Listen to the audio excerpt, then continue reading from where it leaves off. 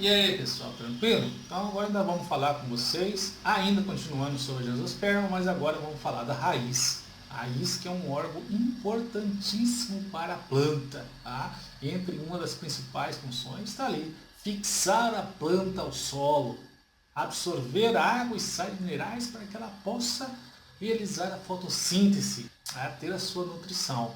Então é isso daí, então a gente vai falar hoje sobre a raiz. Tipos de raízes, e aqui não tem só um tipo de raízes, tá? Mas vou mostrar isso aí para vocês lá na telinha do computador, onde fica mais fácil da nossa compreensão, ok? Então vamos para lá, VaptVupt.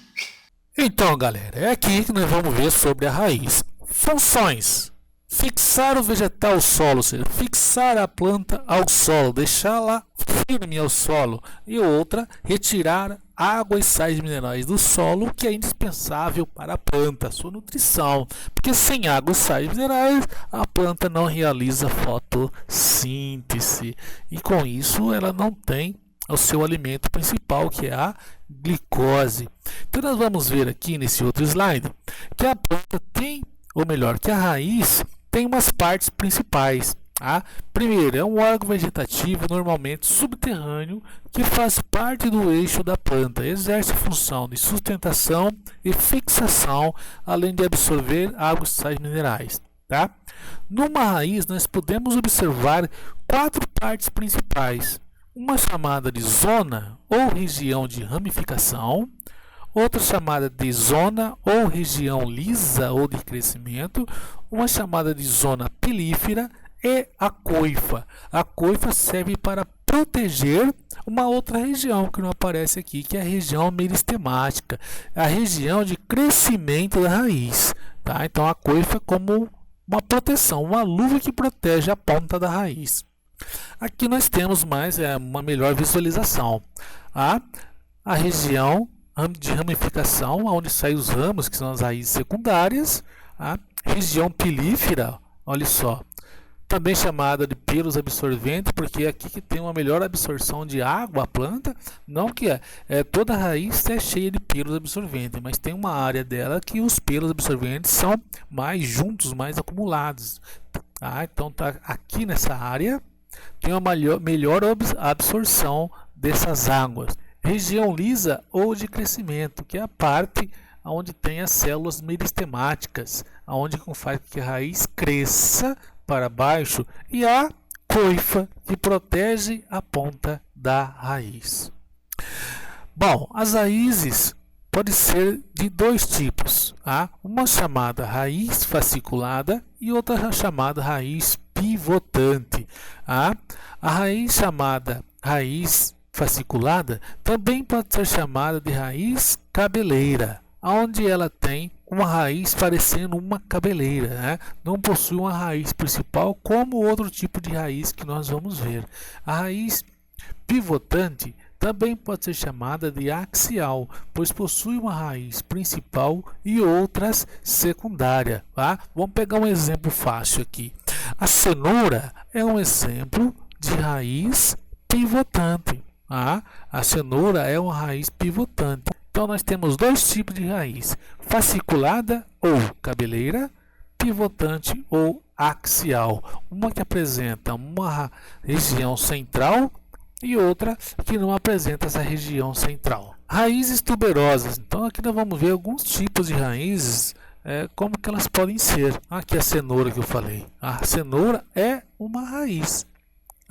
Uma raiz chamada raiz axial ou pivotante, que não tem aquela raiz central. Então são raízes, exemplos de raízes nutritivas. Aqui uma batata doce. A batata doce também é uma raiz, a cenoura e a beterraba. Então são 3 exemplos de raízes nutritivas. Raízes escoras ou tubulares partem do caule e se fixam no solo, aumentando a superfície de fixação da planta. Então vejam que a planta precisa dessas raízes tubulares para fixar a planta melhor. Então são raízes tubulares ou escora, porque ela funciona como uma escora. Raízes estranguladoras ou sugadoras. Vejam que ela parte do solo e vai abraçando a planta. Parece um parasita. Parece não, é um parasita e penetra no caule da planta, sugando-lhe a seiva e estrangulando. Há casos que a planta chega a morrer, a planta principal, tanto que outra planta parasita suga sua seiva e retira dela a força que ela precisa para viver. Raízes respiratórias, também chamadas de pneumáticas, são verificadas em certas plantas que se desenvolvem em locais alagadiços, como os manguezais, solo pobre em gás oxigênio. Então essas plantas sofreram adaptação para buscar essa oxigenação fora do solo, e buscar aonde? Na atmosfera. Então é um exemplo típico de plantas de manguezais. Solo, além de alagadiço, são salinos. Em geral, as raízes são subterrâneas, mas algumas delas são aéreas, como as raízes escoras e a raiz do imbé. E existem também as raízes aquáticas, como os aguapés.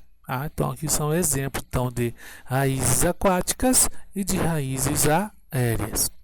Importância das raízes para a nossa alimentação, como é o caso da cenoura, como é o caso da batata doce, como é o caso da beterraba.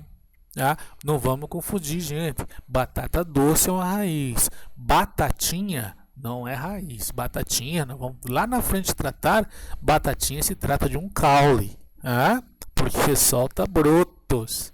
A raiz também é a matéria-prima nas indústrias, fabricação de remédios, combate erosão, é um fertilizante natural do solo. Então é isso aí, pessoal. Encerramos mais uma videoaula, agora falando sobre raiz.